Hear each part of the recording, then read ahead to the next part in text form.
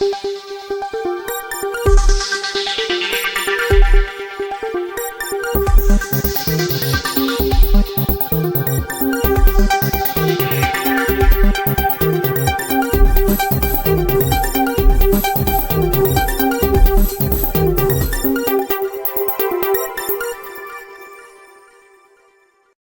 રંધાય છે તો એની વિશે તમે જોઈ શકો છો. અહીંયા વાળંદની કેબિન છે. તો વાળંદની કેબિનના વાળ પણ આ પરવાનગી વાળંદને કોણે આપેલી છે, બરોબર. પછી બીજા નંબરમાં કે હજી ખરેખર આ સત છે એ જોખમ છે, આ જર્જરિત હાલતમાં અને આ કદાચ નાના બાળકોની આ ઘટના બનશે તો આનો પણ કોઈ પણ જાતનો જવાબદારી રહે કોણ?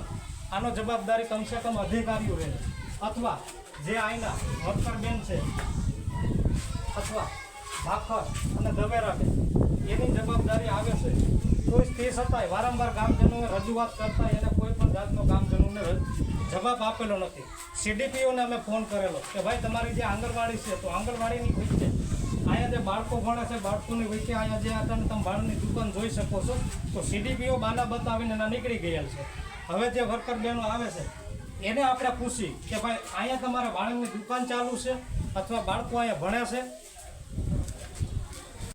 પછી તમારે કહેવાનું તો અમે આ બે હતા નથી અમે બહાર બે આવી તમારે કરતા તમારે સુપરવાઇઝર અમાર પાસે પ્રૂફ છે પણ ક્યાં બેહાડે અમાર પાસે વિડિયા છે પ્રૂફ છે બધું કમ્પ્લીટ છે પૈસા ને અમારથી તો વધુ ઓછી છોકરા ક્યાં બેઠા હતા ને એ પ્રૂફ છે મારી પાસે. આવ્યા સાહેબ લઈ ગયા ને એટલે અને આંગણવાડીનો ટાઈમ કેટલા વાગ્યાનો છે એ તમને ખબર છે 10 થી 3 વાગ્યાનો. આ તો 12 વાગ્યા બેન એ આજમાં છોકરીને બહુ મજા નહોતી ને એટલે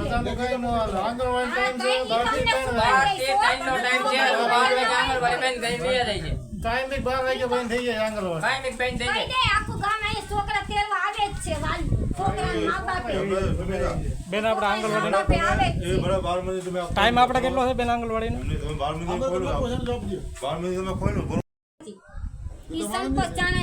નહીં બેન, આમાં સરપંચની જવાબદારી પછીનો પ્રશ્ન છે. પેલી તમારી જવાબદારી આવે છે. હોય જ નહીં. તમારી જવાબદારી નથી ને? અમે તો જ્યાં દીધું ને છોટ અમને રૂમ દીધો એ માપમાં